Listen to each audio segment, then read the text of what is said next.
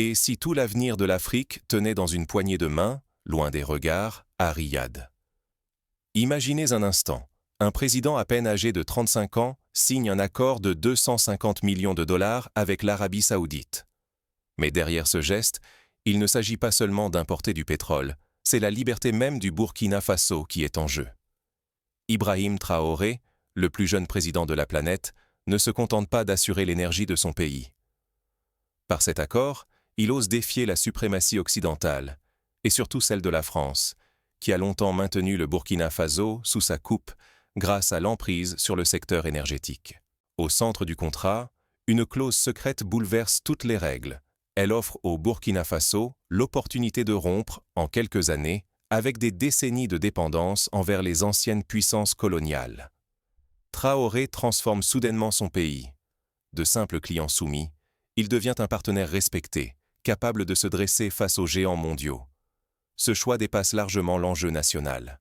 Il pourrait bien tracer un chemin pour toute l'Afrique, un mode d'emploi pour sortir enfin du cycle de la dépendance, de la pénurie énergétique et de l'humiliation diplomatique. Mais ce pari est vertigineux. L'échec signifierait l'isolement du Burkina Faso, la riposte des puissances occidentales et peut-être l'effondrement d'une économie déjà fragile. Pourtant, si Traoré réussit, il pourrait bouleverser le destin de tout un continent. La question reste brûlante. Comment ce petit pays enclavé a-t-il osé miser son avenir sur un seul contrat?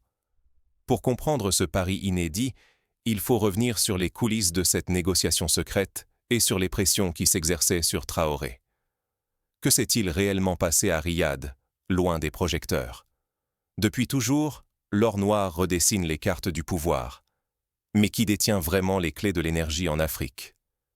Pour mesurer la portée de l'accord signé par Ibrahim Traoré, il faut remonter le fil de l'histoire. Au XXe siècle, le pétrole devient l'arme secrète des empires. Le Royaume-Uni règne sur le Moyen-Orient. Les États-Unis façonnent l'ordre mondial avec leur pipeline, et la France verrouille ses ex-colonies africaines par la dépendance énergétique. Prenons un exemple concret. Lors de l'indépendance du Nigeria, la découverte de vastes réserves de pétrole n'a pas empêché le pays de rester longtemps sous l'influence britannique, les sociétés étrangères dictant prix et volume d'exportation. De même, au Gabon, la France, à travers Elf, a contrôlé la majorité des champs pétrolifères pendant des décennies, imposant sa vision du développement et plaçant le pays dans une position de dépendance structurelle.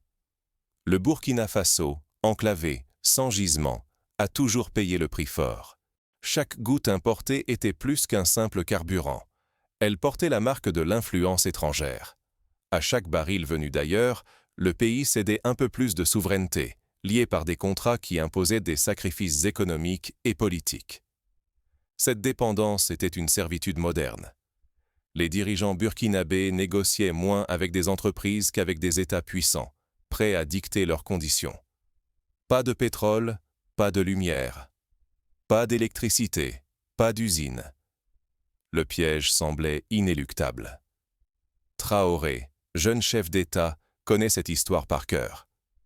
Il sait que chaque pénurie a fragilisé la nation, que derrière chaque coupure plane l'ombre de pressions étrangères. Il refuse que le destin du Burkina Faso se décide à Londres, à Paris ou à Washington. Se soumettre à la dépendance énergétique, c'est accepter une nouvelle forme d'esclavage. Mais aujourd'hui, Traoré ose un pari inédit, bouleverser les règles du jeu. Jusqu'où peut aller ce bras de fer et que cache vraiment l'accord entre Ouagadougou et Riyad? Pour comprendre ce virage, il faut plonger dans les coulisses de la négociation. Quels risques, quelles promesses et quels ennemis Traoré s'apprête-t-il à affronter? Imaginons la scène. Dans une suite feutrée d'un hôtel de luxe à Riyad, entouré de conseillers au visage impassible, Traoré pose ses conditions. Il exige non seulement des garanties sur le prix du baril, mais aussi des transferts de technologie, la formation de techniciens burkinabés et la création d'un fonds pour développer les énergies renouvelables au Burkina Faso. Les émissaires saoudiens, surpris par l'assurance du jeune président, comprennent qu'ils ont affaire à un interlocuteur qui ne se contentera pas de recevoir, mais veut bâtir des bases solides pour l'avenir. Et si pour une fois, le pétrole devenait le rempart de la souveraineté et non sa faille? c'est le pari audacieux que vient de tenter Ibrahim Traoré en signant un accord pétrolier historique avec Riyad. Ce contrat n'est pas un simple achat de barils, il agit comme un gilet pare-balles pour tout un peuple, une promesse de stabilité face aux tempêtes des marchés et à la pression des grandes puissances. Jusqu'à présent, chaque litre de carburant arrivant à Ouagadougou dépendait des humeurs de Paris et des fluctuations mondiales. Avec ce partenariat inédit, Traoré garantit un accès direct et prioritaire à l'or noir saoudien, brisant des décennies de dépendance vis-à-vis de la France. Il ne s'agit pas d'échanger une tutelle contre une autre, mais de miser sur l'émergence d'un nouvel axe entre Afrique et Moyen-Orient, fondé sur l'égalité et la réciprocité. Pour illustrer ce changement, rappelons que l'Afrique du Sud, après l'apartheid, a dû diversifier ses alliances énergétiques en se tournant vers l'Iran et le Venezuela pour réduire sa dépendance à l'égard des pays occidentaux. Cette stratégie a permis à Pretoria d'obtenir de meilleures conditions, de renforcer ses infrastructures et de s'imposer comme acteur crédible dans les négociations internationales. Mais cette décision claque comme un coup de tonnerre. À Paris, la colère monte. La France voit s'effriter l'un de ses bastions historiques. À Abuja, la CEDEAO s'inquiète, redoutant une vague d'émancipation qui pourrait balayer l'ordre établi dans toute la région. Car l'exemple burkinabé fait trembler les anciennes certitudes et pourrait donner des idées à d'autres nations africaines fatiguées de subir. Pour le Burkina Faso, cet accord va bien au-delà de la sécurité énergétique. C'est un levier diplomatique inédit. Traoré gagne en stature sur la scène internationale. Il peut désormais négocier, peser et inspirer bien au-delà de ses frontières. Ce pétrole ne sert pas qu'à faire tourner les moteurs. Il donne voix et poids au Burkina Faso dans les grandes négociations mondiales. Prenons l'exemple du Qatar, petit émirat devenu incontournable grâce à sa diplomatie énergétique. En investissant dans des infrastructures de gaz naturel liquéfié, Doha est parvenu à s'imposer sur la scène mondiale, à attirer des partenaires de tous horizons et à jouer un rôle d'arbitre lors de crises internationales. Le Burkina Faso, à son échelle, peut s'inspirer de ce modèle pour transformer sa nouvelle position en influence durable. Mais ce pari pour l'indépendance attire autant l'admiration que les menaces. Plus Traoré s'émancipe, plus il risque d'affronter des tentatives de déstabilisation, des sanctions, voire un isolement orchestré par ceux qui voient leur pouvoir s'effriter. Le sentier de la souveraineté est semé d'embûches et chaque pas vers l'autonomie fait grimper la tension. Souvenons-nous de l'Iran qui, après la nationalisation de son pétrole par Mossadegh en 1951, a subi un embargo économique et un coup d'État orchestré par les puissances occidentales. La leçon est claire. Toute tentative d'émancipation réelle attire des représailles. Mais à l'inverse, la réussite de la Norvège, qui a su garder la maîtrise de ses ressources pétrolières grâce à la création de Statoil, prouve qu'une politique visionnaire peut transformer un pays en champion de l'indépendance énergétique.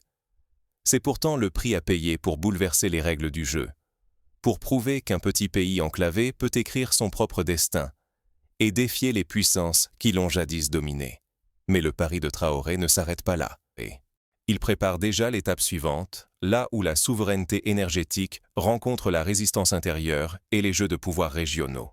Et si le Burkina Faso devenait le laboratoire d'une Afrique nouvelle? Imaginez, un petit pays, longtemps relégué, ose briser le cercle de la dépendance. Ce pari de Traoré n'est plus une simple affaire intérieure, c'est un signal puissant lancé à tout le continent. Déjà, le Mali, le Niger, la Guinée observent et s'interrogent. Si le Burkina Faso peut s'affranchir, pourquoi pas eux? L'idée s'infiltre partout. La soumission n'est pas une fatalité, même pour les plus fragiles. Un effet domino menace l'ancien monopole occidental sur l'Afrique francophone. Chacun retient son souffle, guettant le premier vrai pas vers l'autonomie. Mais la portée de l'accord avec l'Arabie saoudite dépasse le pétrole. Sur le plan culturel et religieux, l'influence saoudienne s'intensifie, tissant des liens inédits entre les peuples musulmans du Sahel et du Golfe. Tradition, solidarité, échange.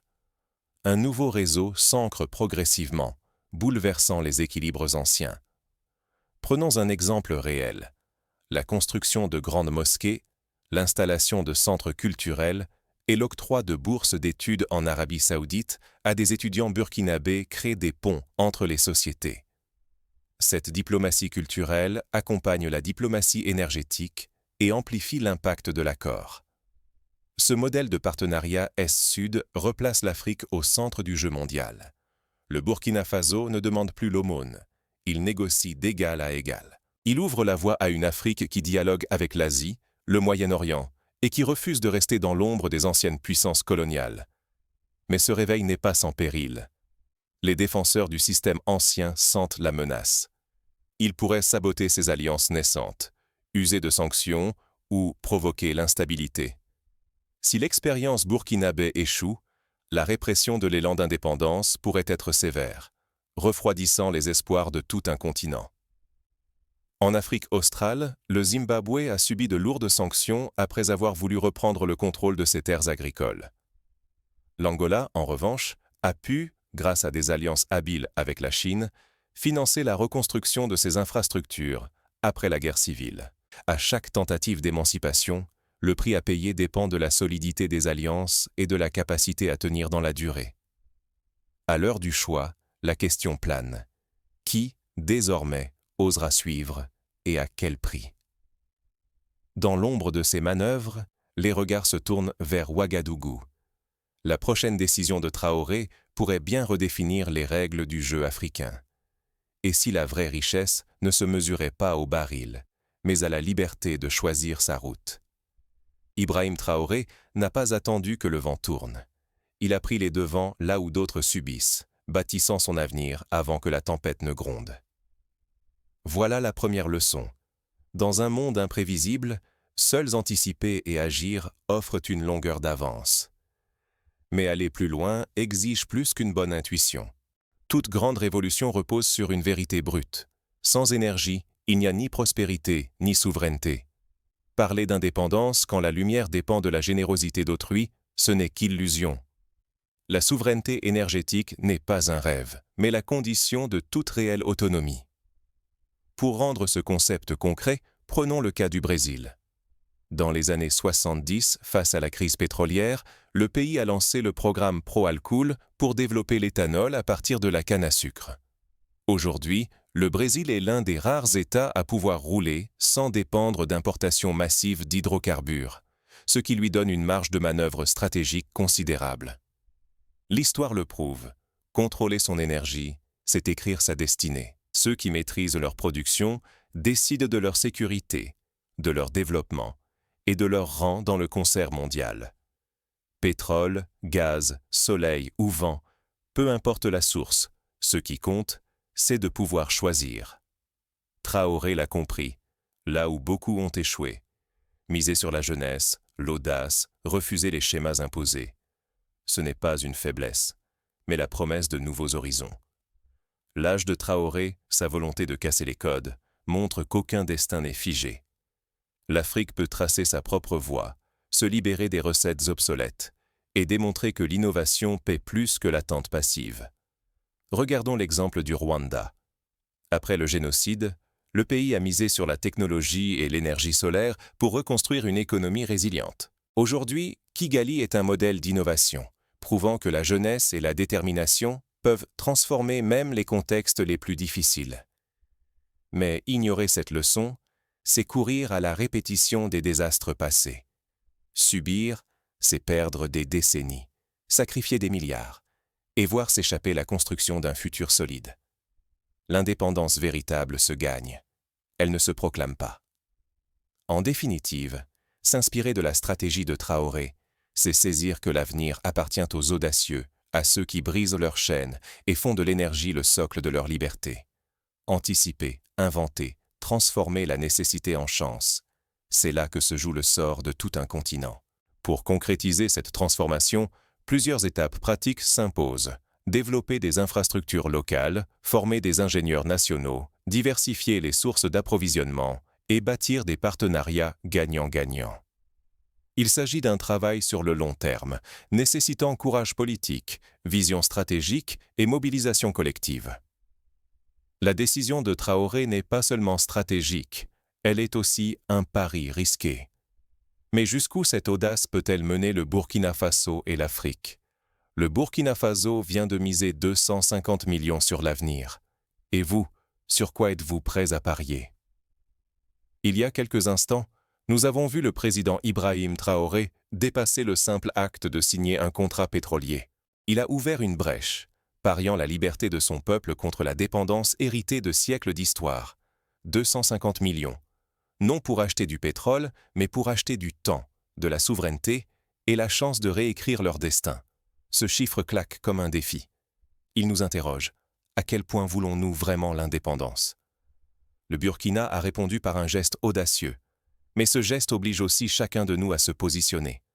Allons-nous rester spectateurs du courage des autres ou saisir notre propre plume? Le choix de Traoré est risqué. Miser ainsi, c'est risquer de tout perdre, mais aussi de tout gagner. Les opposants veillent, les puissances inquiètes s'agitent déjà pour défendre l'ancien ordre. Pourtant, le plus grand péril serait de ne rien tenter, de s'accrocher à des chaînes invisibles. Rester passif, c'est accepter que d'autres écrivent notre avenir à notre place. Agir, c'est redevenir auteur du récit collectif. Ce pari de 250 millions questionne chacun d'entre nous. Jusqu'où sommes-nous prêts à sortir des sentiers battus, à défier la dépendance et à oser de nouvelles alliances? La souveraineté ne se proclame pas, elle se construit, ensemble, dans le doute parfois, dans l'élan souvent. Ce n'est pas une question de slogan, mais de responsabilité partagée. Ce qui se joue au Burkina Faso dépasse ses frontières. Ce pari pourrait bien devenir l'étincelle d'un réveil continental. L'avenir ne se décide pas seulement dans les palais, mais dans la capacité de chacun à refuser la résignation et à miser sur un autre futur.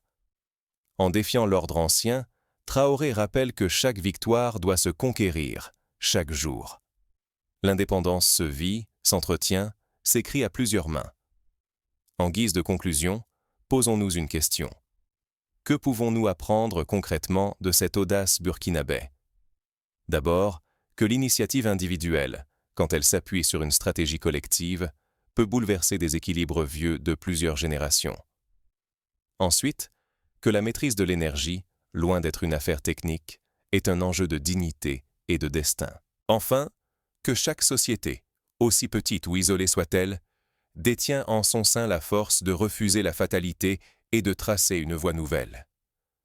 Si le Burkina Faso réussit son pari, il deviendra le symbole d'une Afrique qui n'attend plus son salut de l'extérieur, mais qui ose bâtir une liberté sur ses propres fondations.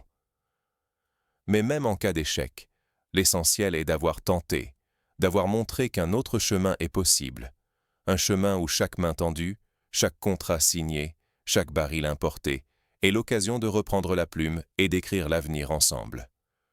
Le sort du continent africain ne repose pas sur la seule poignée de main de Riyad, mais sur la capacité de toute une génération à transformer chaque défi en opportunité. À chacun de choisir, subir les tempêtes ou apprendre à naviguer. Ce pari, c'est le nôtre.